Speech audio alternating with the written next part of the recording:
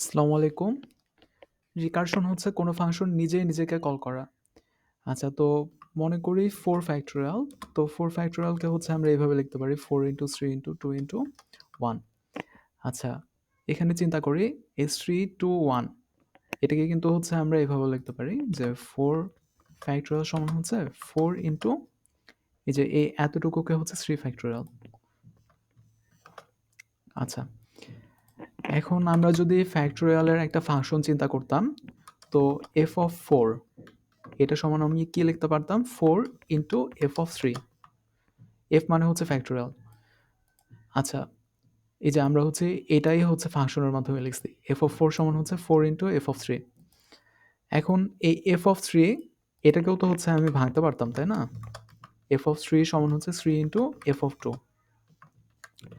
আবার F of 2 সমান হচ্ছে 2 ইন্টু এফ অফ 1। আর এফ অফ 1 সমান হচ্ছে 1 ইন্টু এফ অফ 0। আচ্ছা, আর আমরা কি জানি 0 ফ্যাক্টোরিয়াল সমান হচ্ছে 1। তো এফ অফ 0 সমান হচ্ছে 1। আচ্ছা, এখানে লক্ষ্য করে আমি হচ্ছে এফ অফ 4 এটা যখন হচ্ছে আমি বের করতে চাচ্ছি তখন কিন্তু আমার এফ অফ 3 দরকার হচ্ছে। তার ফাংশনের ভিতরে আবার হচ্ছে নিজেকেই কল করতেছি। এখানে হয়তোবা হচ্ছে ভ্যালুগুলা ভিন্ন, এখানে 4 আছে, এখানে 3 আছে। কিন্তু এই ফাংশনটা কিন্তু একই। আমি হচ্ছে এফ এর ভিতরে হচ্ছে এফ কে কল করতেছি। তো এটাকে বলা হয় হচ্ছে রিকার্সিভ কল। আচ্ছা, রিকারশনের জন্য হচ্ছে এই রিকার্সিভ কলটা থাকা লাগবে। আরেকটা বিষয় থাকা লাগে, এটা হচ্ছে বেস কেস। এখানে দেখি প্রত্যেকটাই কিন্তু হচ্ছে রিকার্সিভ কল। এটা হচ্ছে রিকার্সিভ কল হচ্ছে, এখানেও রিকার্সিভ কল হচ্ছে। শুধুমাত্র এইখানে এই ভ্যালুটা হচ্ছে আমরা আগে থেকেই আ মনে করব যে এই ভ্যালু আমরা আগে থেকেই জানি। ঠিক আছে? এই ভ্যালু হচ্ছে 1। কারণ কি 0 f of 0 এখানে তো হচ্ছে আমি ইনটু দি f of -1 করতে পারব না। তো এটা হচ্ছে বেস কেস। আচ্ছা, এখন এটা হচ্ছে প্রোগ্রামে আমরা কিভাবে লিখব? আচ্ছা, আমরা কি চাই? আমরা অ্যান্সারের মধ্যে হচ্ছে আ মনে করি 7 ফ্যাক্টোরিয়াল চাই। Cout answer. এখন এই যে ফাংশন এর রিটার্ন টাইপ হচ্ছে লং। এর ভিতরে হচ্ছে এই 7 এটাও হচ্ছে লং টাইপের হবে। এটাকে হচ্ছে n বলতেছি।